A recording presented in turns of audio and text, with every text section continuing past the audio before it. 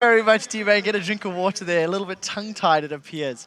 So, at the end of the day, Team Ice come out victorious. It went all the way down to the wire, all the way down to the very last 1v1. Yeah. Before we get to that, let's break down the very first matchup. It was Archie, of course, taking on Shy, a Varus versus Quinn battle, and it definitely appears as though a bird is the word. Quinn came out on top. Freak, what do you think? So he definitely wasn't shy about all-inning all the time. Right. The level 1 all-in was not worth it because at first I was like, oh, Varus is a great pick against Quinn because Quinn has to all-in and get into the minion line and pulled Minion Aggro doing that, and that was a really bad mistake by Shy. But he pulled it back, and the thing is, Quinn is like the best duelist of the AD carries, and so if you get to the point where someone is out of position, you can train that person down, and that's exactly what happened. Like, Vault and Blind are both really good in that kind of matchup, and it played out that way. Yeah, Vala's burst was definitely helping out.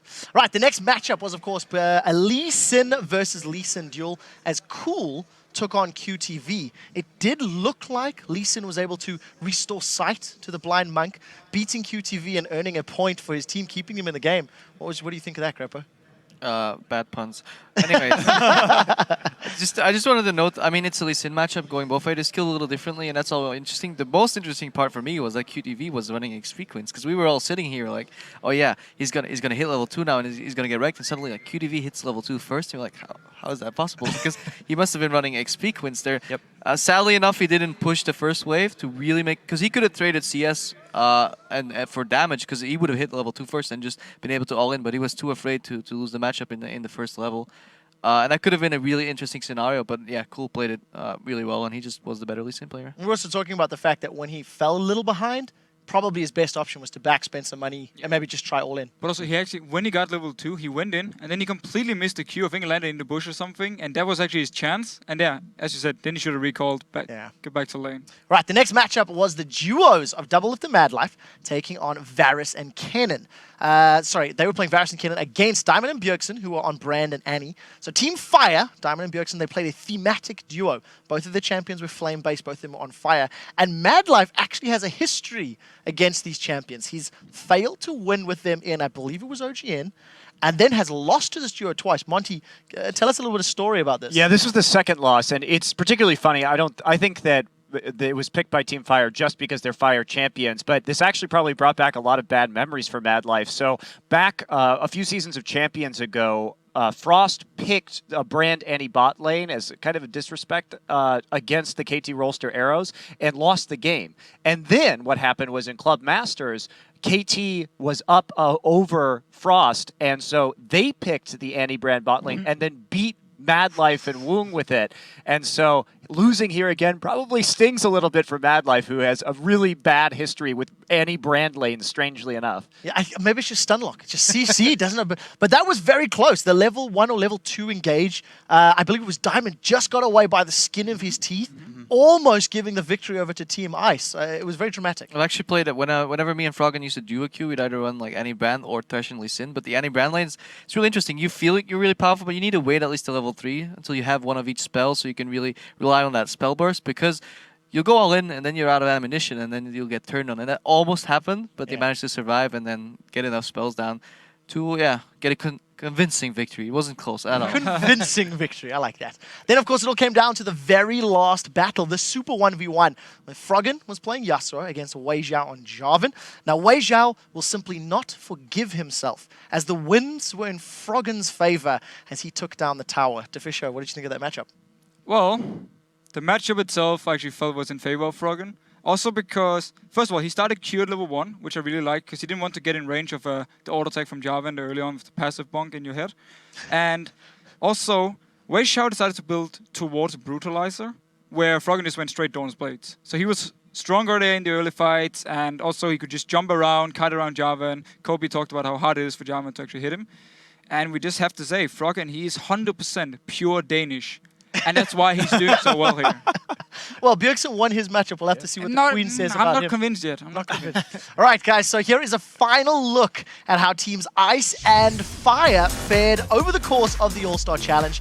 Team Fear was hot right out of the gate and took an early lead with a commanding performance in our ultra-rapid fire match. Not to be outdone, Team Ice surged forward to take the lead with wins in Hexakill and the pick 10, making the score 4-2. And as we just saw in the 2v2, Fire was able to pull the points back to a tie. In the Super Fun 1v1, Froggen extinguished the competition and secured the final 3 points and the win. We are now going to award a most valuable player of the All-Star Challenges. It is a completely arbitrary honor. It carries with it no banner, no signal, no trophy, only personal satisfaction and bragging rights. It is merely the most valuable player of the All-Star Challenge Paris 2014, as determined by a panel of 1.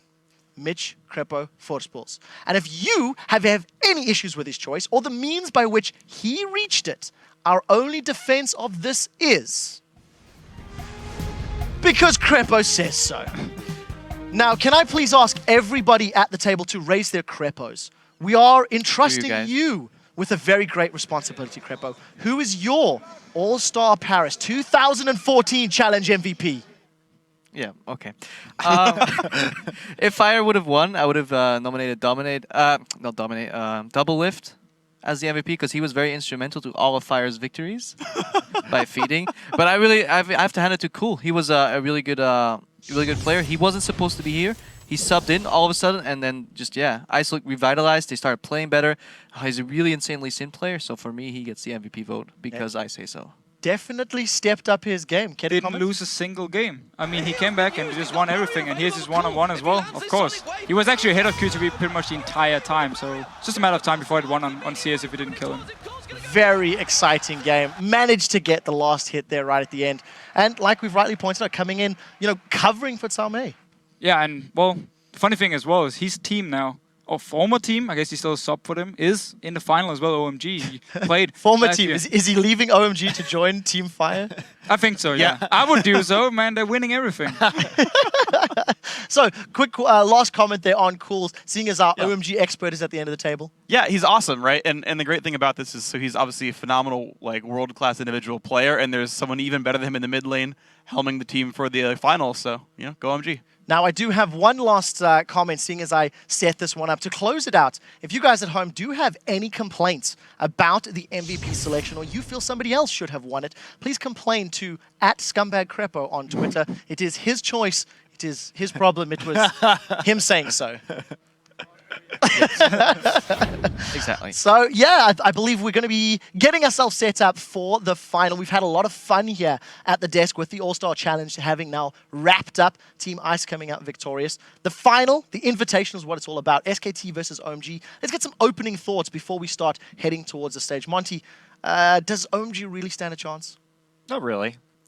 What would they need to do? What would they need to do we're done here. as a few bullet points in order to help overcome SKT? Of course, they are a top team, but really the teams that have been most successful against SK Telecom have done so with vision control. When we really look at SK Telecom T1K as a team, they really thrive off of creating picks and 1v1 or 2v2 skirmish outplay. When you force them into a situation where they can't get that, where they don't know where you are on the map because you've been sweeping and using your pink wards effectively, they have a really hard time defending sieges and winning 5v5 team fights. We'll have to see if they can do that. We will be back with some more pre-game analysis in a moment or two. Right now, we're going to check in with Shox, who is standing by with the captains of both of the challenges.